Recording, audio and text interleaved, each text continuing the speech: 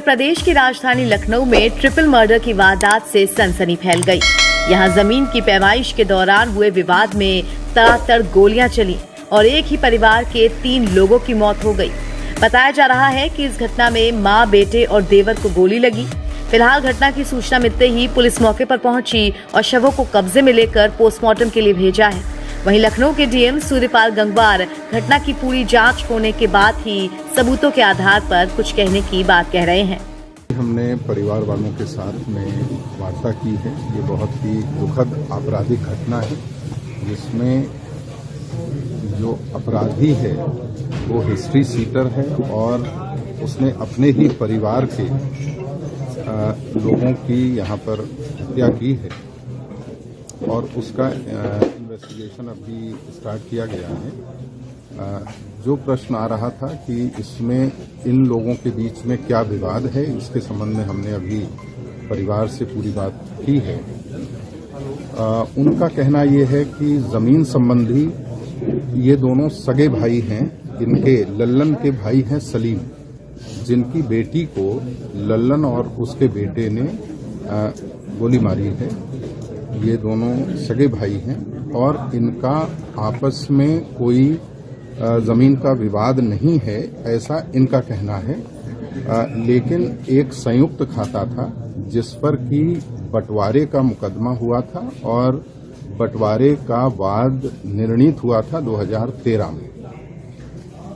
उसके बाद उसकी निगरानी 2018 में की गई थी, जो कि अभी कमिश्नरी में उसकी अपील चल रही है। इसी बीच में अभी जनवरी में एक पक्ष ने, इसमें बहुत सारे पक्षकार थे, 7-8 पक्षकार थे, उसमें एक पक्षकार ने उस आदेश के एग्जीक्यूशन के लिए आवेदन किया था एसडीएम के समक्ष और एसडीएम ने तहसीलदार को, तहसीलदार ने कानून गो को निर्देशित किया। कोई भी बात कहनी होती है, जैसे कोई कोर्ट में गया हुआ है और वहां से कोई स्थगन आदेश है या कोई दूसरा आदेश किसी कोर्ट का है, तो वो उसको प्रस्तुत करना होता है और उसके बाद में फिर आगे की कार्यवाही डिसाइड की जाती है। तो नोटिस का मतलब होता है सभी पक्षों को सूचना दिया जाना।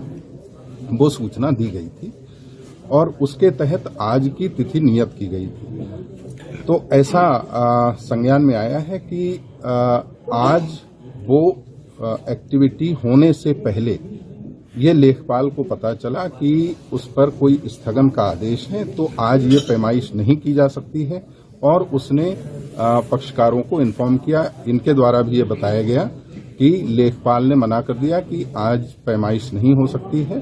अब वो पूरा डिटेल उनके द्वारा बताया गया है। तो ऐसी स्थितियों में जब विवाद होता है या किसी भी कोर्ट का स्थगन आदेश होता है तो उस कार्यवाही को रोक दिया जाता है। नोटिस के बाद में चूंकि सभी पक्षों को पता लगता है तो वो सभी अपनी बात बताते हैं। इसके बाद ये वहां से चले आए थे और इनके पीछे पीछे जो अपराधी थे वो इन्हीं के सगे भाई थे और वो इनके पीछे पीछे आए यहाँ पर और यहाँ घर पहुंचने के बाद उनका सीसीटीवी फुटेज अभी पुलिस के लिए मिला है। उसमें इनके द्वारा ये बताया जा रहा है कि कुछ यहाँ पर विवाद हुआ, आपसी कुछ विवाद था और उसके बाद उन्होंने गोली चला दी।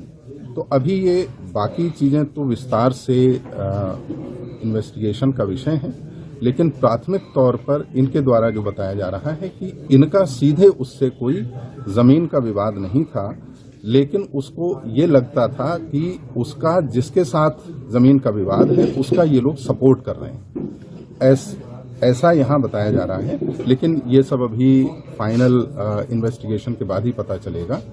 तो इसमें तहरीर दी गई है और ड्राइवर की गिरफ्तारी हो चुकी है और बाकी भी गिरफ्तारी जल्दी ही होगी। इस घटनाक्रम में सर जो मुख्य अभियुक्त है तो उनके ऊपर कई मुकदमे हैं, 20 से ज्यादा मुकदमे।